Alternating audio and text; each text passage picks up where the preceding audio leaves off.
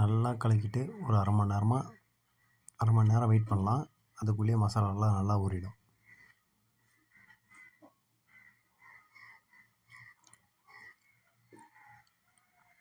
மீன் ஃபுல்லாக அப்ளை பண்ணுங்கள்.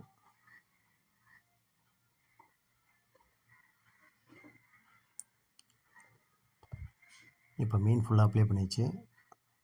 இதை அப்படியே மூடி வச்சு ஒரு அரை மணி நேரம் வெயிட் பண்ணலாம்.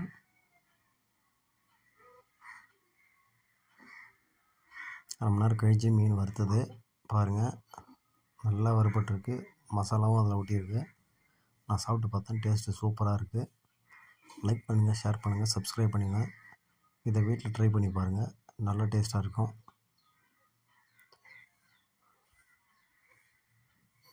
உங்கள் வீட்டில் எப்படி வந்துச்சுன்றதை கமெண்ட் பண்ணுங்கள்.